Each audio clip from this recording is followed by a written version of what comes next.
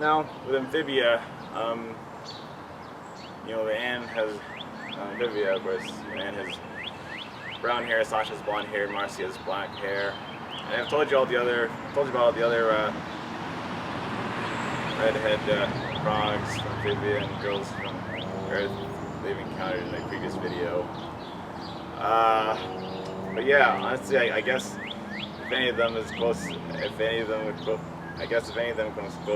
their the fourth one, if any of them could come close to the fourth wannabe Calamity Box girl, it would be, who acts like Princess Warbucks, it would be Maggie from the episode's reunion and all in, the one who gave Anne Boonjoy the mean nickname of Boob Joy.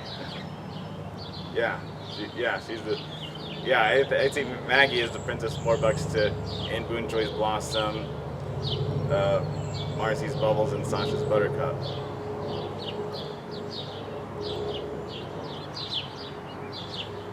But of course,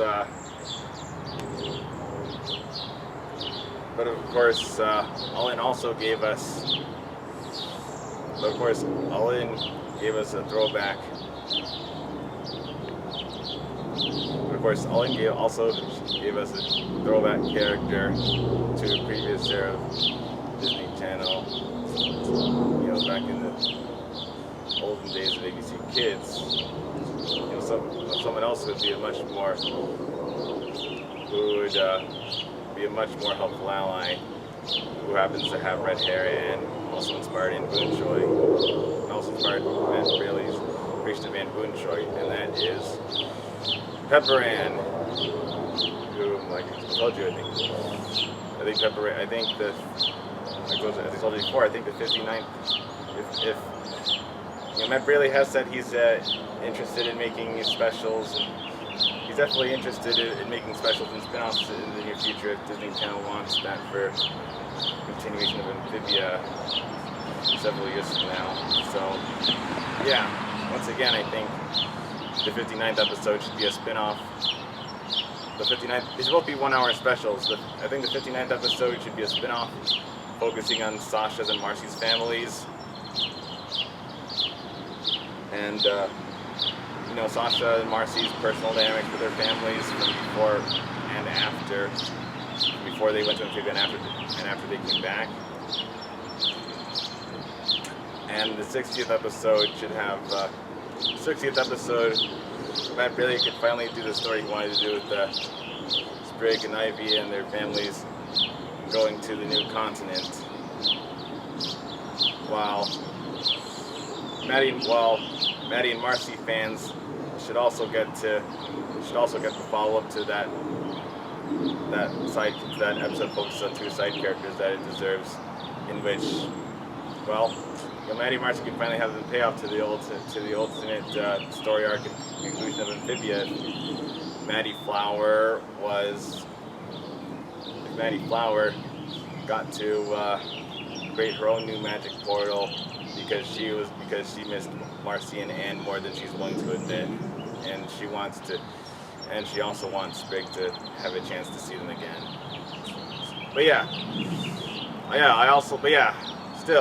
An interesting way to continue the story of Amphibia and Marcy spin-off special would be if Marcy discovered another thing powered by music that creates interdimensional portals in the new city in which she lives that may also relate to Amphibia or the new continent on the other side of the planet from Amphibia. And I'm sure I'm not the only one who likes that idea of Maddie trying to create a new magic portal because she's Marcy sick.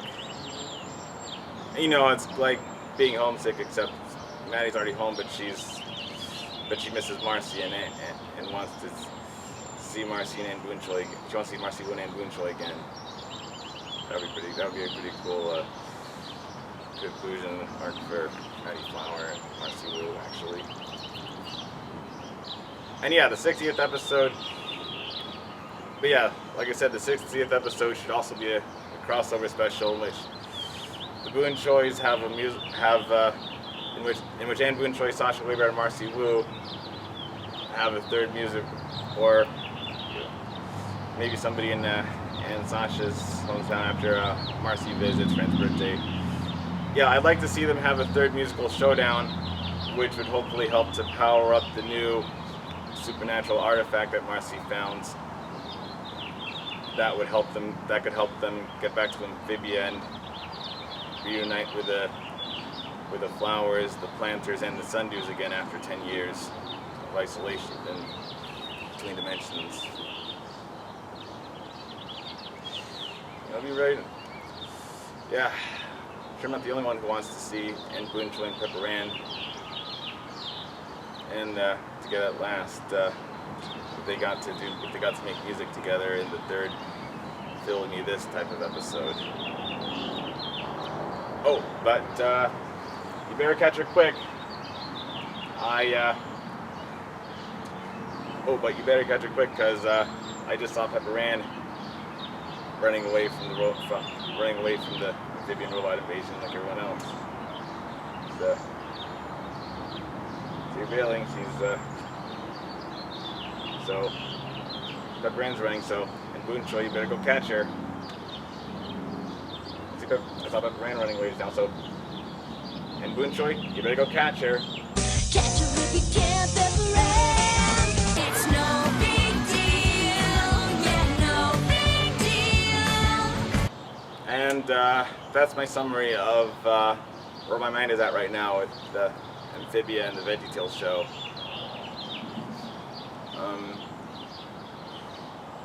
Yeah, mellow. Yeah, if you see a reminder. Yeah, if you see a sad alternate endings to the beginning of the end where Darcy brutally and violently murders Anne Boone Choi, or the sad alternate ending to All In where Darcy tells Sasha that she'll never deserve Marcy for a friend.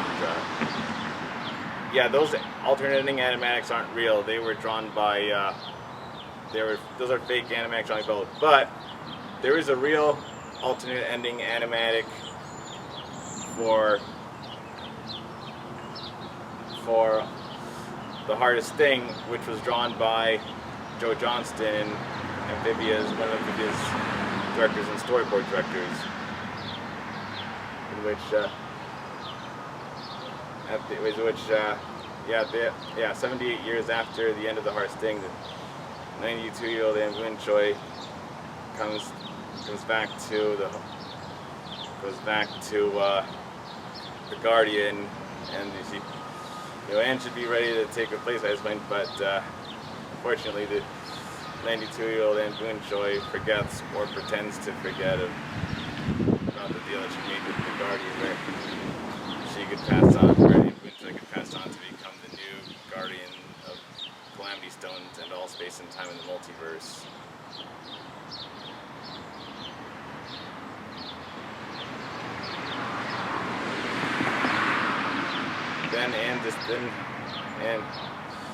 She pets the kid. The old Anne pets the kitty, and then she goes goodbye and disappears. And then the Guardian is angry and then the Guardian, who sounds like Chloe Park, is angry because she got to start all over again. Chloe Park, We Bear Bears.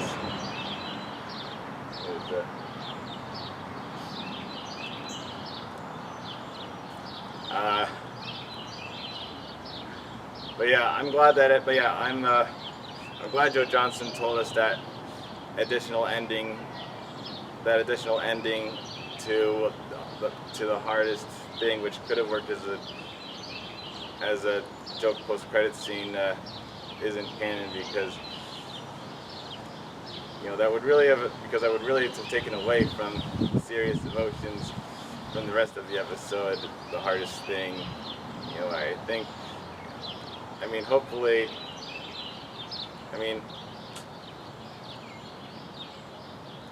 If Joe Johnston says that ending isn't canon, then we can all just assume that Anne Boone Choi didn't forget or pretend to forget about her deal and became the new Guardian after all.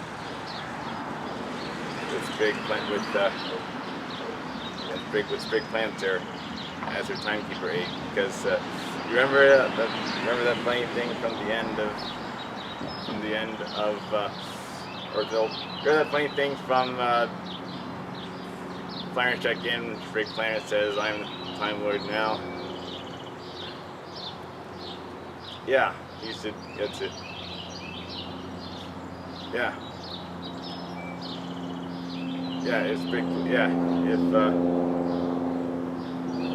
Yeah, if Big Planner can become a Time Lord, dude. Well then, yeah, maybe.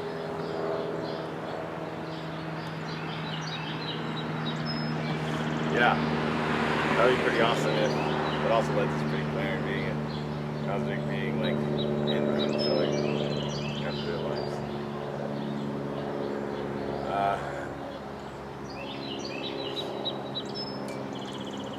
But yeah, I think the perfect time for, I think 4 years from now, which would be in 2026, that's when Matt Fraley should start developing the 59th and 60th episodes of Amphibia to reunite the cast 5 years after they finished, because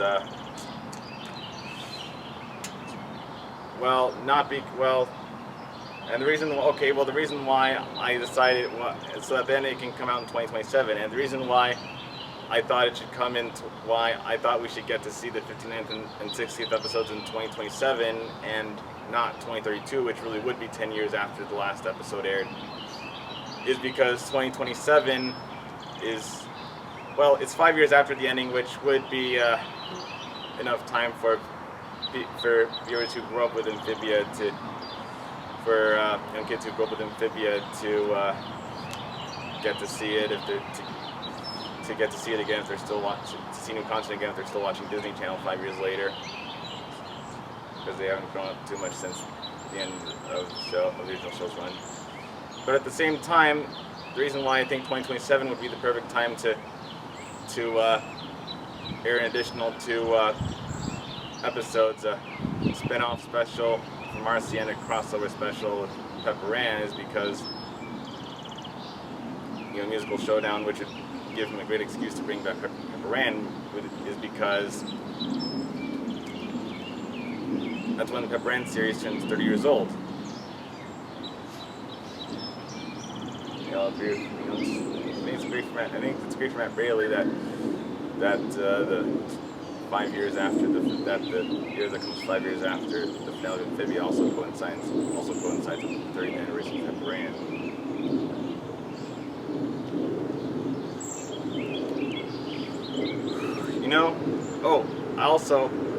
I have a terrific suggestion for who Kristen Li could play in. We got to play in the 59th or 60th episode of Amphibia. And this time, no, it's not Marcy's. It's not my suggestion for Marcy that she could be Marcy's sister. This time I think Amanda Layton should get to play. This time Amanda Layton should be. Kristen Li. I have a great suggestion for who Kristen Li could. I have a great suggestion for who Kristen Li could play in the 59th and 60th episodes of Amphibia to join Amanda Layton and Natalie Palamides' roles as Polly Plantar and Fern on the Barbers. I think Amanda Layton should get to play. Kristen Li. I think Kristen Li should get to play Cassie Zwart, who would probably be a new friend who would probably be a new friend of Polly or Sprig, or both Planner children, because Amphibia already has a character named after its lead character designer, Joe Sparrow, and in a similar vein, it would also be.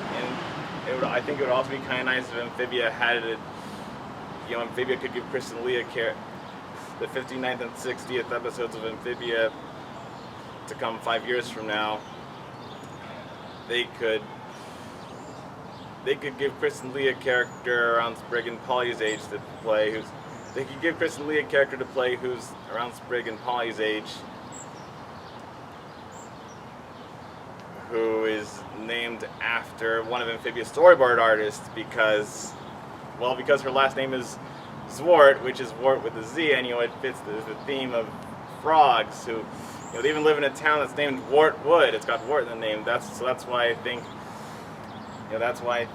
if Amphibia had a character, so I think having a character named Zwart would be a perfect fit for Amphibia because they already have a Sparrow character named after somebody else who works in Amphibia with the last name Sparrow.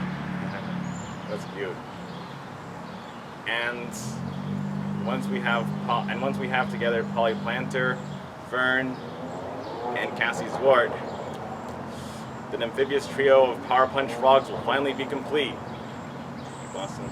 Yeah. I'd like to see a bigger trio of Powerpunch Frogs. Sure. Okay. That's going to be awesome. And, yeah, so maybe Sprig and Holly, I think it's kind of cool how Amanda Layton got to play smart, articulate, rest of the characters in the Powerpuff Girls. Blossom, and then she plays next crazy, violent, energetic Polly Wonk and Amphibia. Knowing that the new Powerpuff Girls helped Amanda Layton get to it, but knowing that working in the new Powerpuff Girls helped Amanda Layton get to a better place since it's likely what got her noticed for Amphibia in the first place. She got to play another character with the round head who looks and sounds similar to Blossom. For me, that actually makes the new Powerpuff Girls a bit easier to watch. And there's also Natalie Palamides, who gets to voice Bradley and Claire in Duncanville. Bradley's a little boy who plays and hangs out with Jing, and Claire is one of Kimberly Harris's fellow witch friends. Oh, she also has a friend. Oh, one of them is also. I was very overjoyed to also see that one of them was played by Kyla Pratt, who also plays Penny Proud in the Proud Family, because I was very happy to see Kyla Pratt finally get another animated television role that wasn't the Proud Family. Almost 20 years after the beginning of that show. Yeah, 20 years after the beginning of the Proud Family, since I think her first appearance was in season 2 from Duncanville 2021. Yeah, I was very happy to see Kyla Pratt voice another animated television character outside of the Proud Families series. But yeah, speaking of the Proud Girls reboot, I still can't help but shake the fact that something's missing from the Proud Girls series. For all these years, I think, since the whole Powerpuff Girls, the whole of the original 1998 Powerpuff Girls series was produced and forward by Theater Creature, which means the Powerpuff Girls rule, the one that they talk very fast because it was, the 10th anniversary series finale where they talk very fast because it was, where most of the characters talk very fast because it was because Cartoon Network or the creative cracking to shorten it from a full hour to half an hour. That was, it was a strange thing because, it was kind of cool to see the Powerpuff Girls. At first I thought it was cool to see a 16:9 animation of the Powerpuff Girls. That's not the movie, with more budget and detail to the setting of the characters, design and color palettes. But I still think there's something more that's missing from the original Powerpuff Girls, and that is a raw inclusion to the Rowdy Rough Boys after custody battles. The one where him and the only episode I know that it doesn't feature the Powerpuff Girls at all, except in the flashbacks. So of the Rowdy Rough Boys or the boys are back in town. So instead of his usual ending retort where the narrator says, "The day is saved thanks to the Powerpuff Girls," at the end of custody battle, he finally gets to say the opposite ending speech for the Rowdy Rough Boys. "The day is doomed thanks to the Rowdy Rough Boys." And I heard there was going to be a two-part episode to show where the Rowdy Rough Boys go next after the Guns Gussie battle with him and Mojo Jojo, but nothing happened with that. So yeah, my point is, I thought it was kind of nice how, because Cartoon Network had the TV movie for Courage the Cowardly Dog, which shows the original settings and voice cast that was live in 2021, and a crossover with Scooby-Doo called Straight Outta Nowhere, Scooby-Doo meets Courage the Cowardly Dog.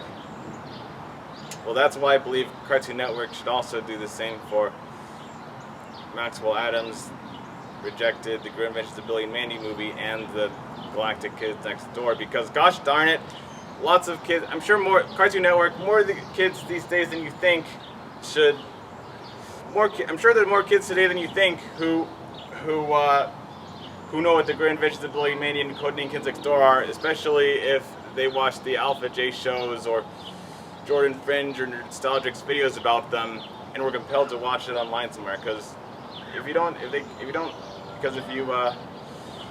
can't afford HBO Max or Netflix, there are plenty of other places where you could watch cartoons online free, where you could have access to the Pop-Up Girls, the Grim Adventures of Billy and Mandy, Codename Kids Next Door, or Courage the Cowardly Dog. And you know what? Yeah, I think for the original cast and settings of the Powerpuff Girls to have one last episode that takes place before the Powerpuff Girls rule and isn't sped up. Well, this is my exit strategy for the Powerpuff Girls franchise, to give Craig McCracken the full hour special he deserves that happens before the Powerpuff Girls rule, because when all the villains, when all the shows, when all recurring villains were fighting for the key to the world,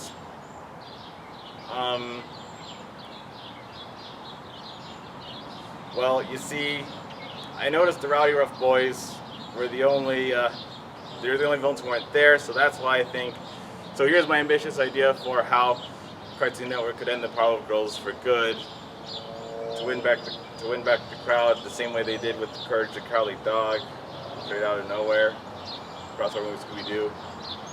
Here's what they gotta do to finally give the push to the Rowdy Rough Boys from the original series in a TV movie that takes place before the Powerpuff Girls rule, in the same way that Phineas and Ferb Can't See the Universe takes place before Last Day of Summer. So I think what should happen is, the Rowdy Rough, after being motivated by him and Mojo Jojo to do some that, I think what should happen is, I think the Powerpuff Girls and the Rowdy Rough Boys, I think Powerpuff Girls versus Rowdy Rough Boys should be the name of this 1 hour special that was missed opportunity which was definitely a missed opportunity back in 2004 or 2008. Yeah, it should be 16 and hang like a Powerpuff Girls rule, but don't rush all the voice acting. And the Powerpuff Girls and the Rowdy Rough, the Powerpuff Girls will fight the Rowdy Rough Boys one last time, but then something happens that it turns into an ambitious No Way Home style of multiversal crossovers, which would also pull in the, it would take the collaboration of various different artists and voice actors to pull this off. I'm thinking that the Powerpuff Girls final battle with the Rowdy Rough Boys, after that takes place between custody battle and the Powerpuff Girls rule, it should be like an ambitious multiversal crossover reunion akin to No Way Home, which would also, in addition to the people who voice Blossom, Bubbles, Buttercup, Rick, Butch, and Boomer from the original series, it'll also pull in the other voice actors and character designs from Powerpuff Girls Z and the 2016 Powerpuff Girls, where the Townsville looks kind of different and has a lighter color palette. It would just be, I just think it would be very cool to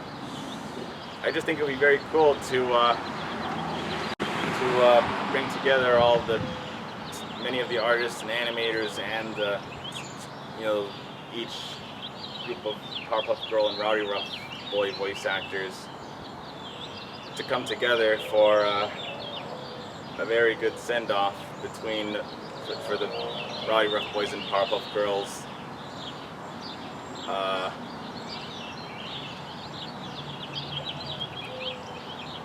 In case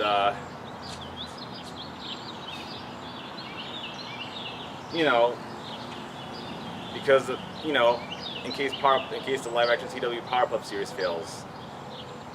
I mean, once Powerpuff gets canceled, this is what I definitely want to help Cartoon Network to do, to help Powerpuff Girls fans go out with a bang and give them the closure they deserve.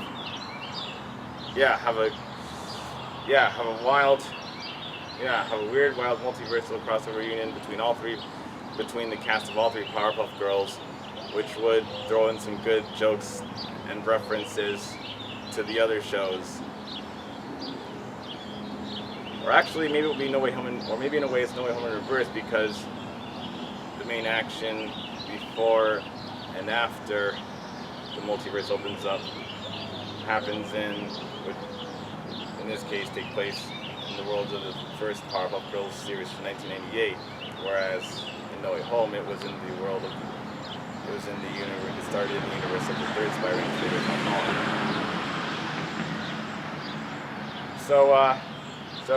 Let's make it. So yeah, if you care about Powerpuff Girls, let's make it happen. Let's show Cartoon Network that kids today, that plenty of more kids today than they think are familiar with Putting Kids Next Door and the Grim Adventures of Billy and Mandy, and that there's a way we can unite all three incarnations of the Powerpuff Girls and the Rowdy Rough Boys for one final battle, which would be a great way to tie up loose ends in all three versions of the franchise.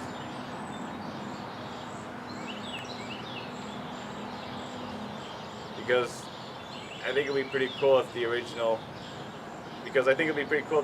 and new cast of the Powerpuff Girls all got to meet each other, and because I know from Kid Cosmic that Craig McCracken probably still has the contacts of the original three Powerpuff Girl actors from 1998, because he brought them back to play the Planet Protection Group. Yeah, you know, the three blossoms, the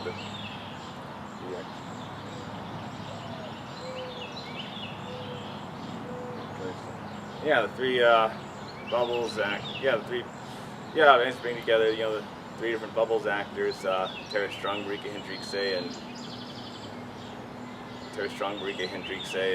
Kristen Li, and the three Buttercup actors, of course: Elizabeth Daily, Natalie Palamides, and Elizabeth Daily, Kelly Vensker, Natalie Palamides, and three Blossom actors. I forget who plays Blossom in Powerpuff Girls Z.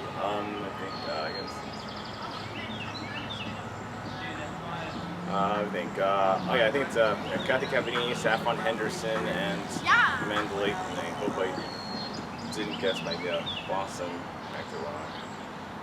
And of course, I think princesses too. You know, I'll think Princess Morbucks is Jennifer Hale, Kelly Sheridan, and Haley Mancini. Yeah, I like to see them all together.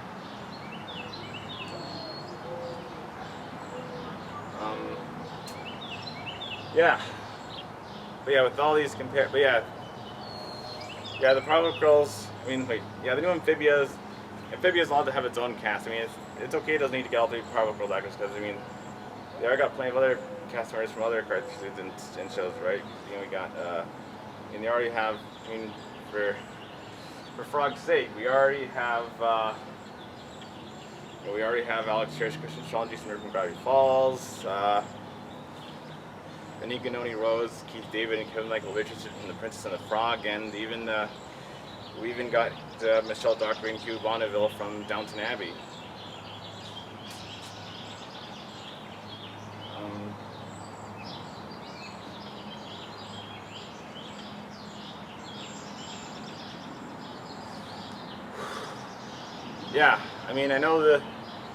I know that if Cartoon Network Studios if the artists of the animators of Powerpuff Girls are in a different country from the 1998 and 2016 versions of the Powerpuff Girls,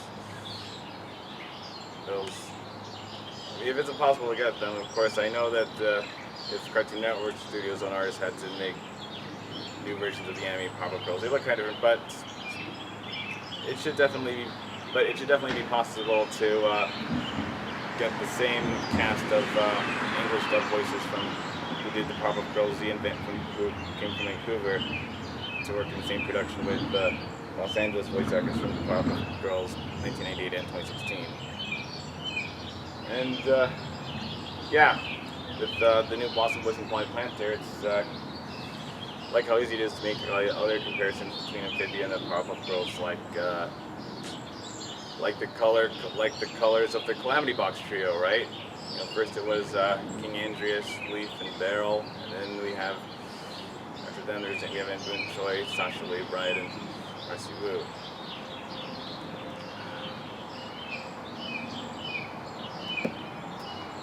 Blossom, can I end this video by saying a line by paraphrasing a iconic narrator clothing line for Amphibia? Sure, go ahead. Okay, here it goes. And so, once again, the day is saved thanks to the Calamity Box Girls!